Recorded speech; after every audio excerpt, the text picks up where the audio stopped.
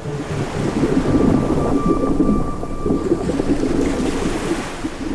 the ocean! First of all, I love it. Awesome, period. It was awesome. What happened? Well, so all of a sudden, when we were looking for sea ice, we came upon 4 orcas, 3 adults, or mid-age, and 1 baby. Were hunting a crab-eater seal, which was not normal because orcas normally eat Weddell seals. So maybe they were training or something.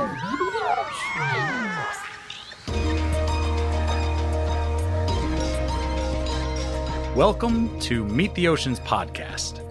I'm Paul North, your host, and we are a listener-supported nonprofit using storytelling and science communication to educate the public on why the ocean matters most. Today, we have some very special young guests who not only got to go to Antarctica, but got to experience a once-in-a-lifetime killer whale event. Our young guests would like to share their story with you, and trust me, you want to hear it. So let's start by having these 3 sisters introduce themselves. Hello, my name is Julia. Hi, my name is Lily. My name is Olivia. I'm in 3rd grade. I'm in 2nd grade. I'm in 2nd grade. I live in Denver, Colorado, and this is Meet the Ocean Kids Talk. I live in Denver, and this is Meet the Ocean Kid Talk. I live in Denver. This is Meet the Ocean Kids Talk.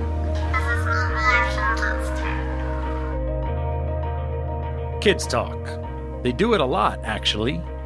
And the question is not whether they have something meaningful to say, but rather, are we listening?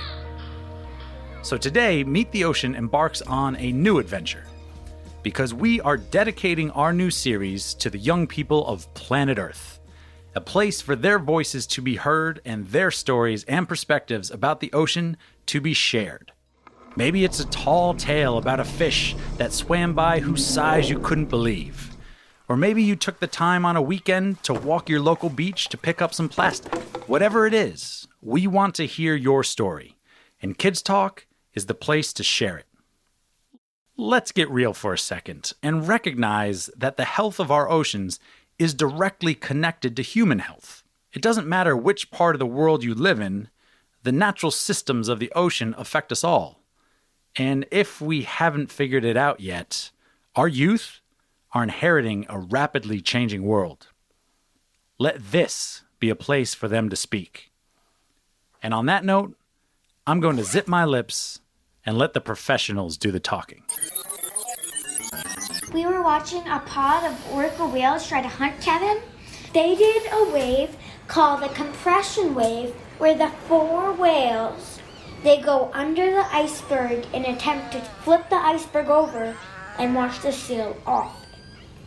But that never worked. They tried 35 times, only once. Once! They got him to fall, well, they grabbed his tail and made him fall off.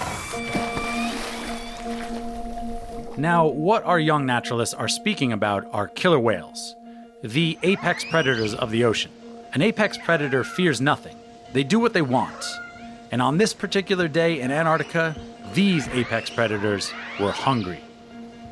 Now, we all know that everything in the ocean has to eat, but it is certainly rare that you get to witness an active hunt with your own eyes. In fact, to see killer whales working in unison to create a pressure wave that has the ability to knock a seal off of an ice floe might just be one of the rarest natural events one can witness. So let's hear what our young naturalists have to say about what they have titled the Kevin Encounter. Kevin is a seal, and his name he got his name when he got knocked off the iceberg and jumped back on. Somebody yelled, "Let's go, Kevin!" And that name just stuck. So were you on Team Kevin or Team Orca, Lily? I was on Team Kevin. What about you, Julia? I was on Team Kevin. I was on Team Kevin, but although I kind of liked how the orcas were hunting, So I was really like on both teams, but I'm glad Kevin got away. My dad was on Team Orca. A few times he fell off. But what happened was Kevin was a crab eater still. And since they're faster than Waddell's and not as fat, he was able to hop back onto the iceberg as fast as he could to try to live. I think somebody told me that you can tell by the marks and the white spots on them. Yeah. What can you tell by their marks and their white spots? So, like, you can tell which pod it is. Oh, so you can recognize the whales by their Yes. white Yes, spots. which I think was interesting because, yeah. The little ladies have it right. Killer whale pods around the world can be identified by their white eye patches and size. And individuals can be identified by something known as a saddle patch, a grayish marking that wraps around their dorsal fin. That's the big, tall fin that sticks up into the air. Since we were able to take photographs of this particular pod and send the photos to our science friends at NOAA, we came to find out that the pod involved in the Kevin encounter was the same exact pod that the BBC had filmed for their Frozen Planet series. It's amazing to think that these killer whales are down in Antarctica using these hunting methods regularly, but even more so that we got to witness it.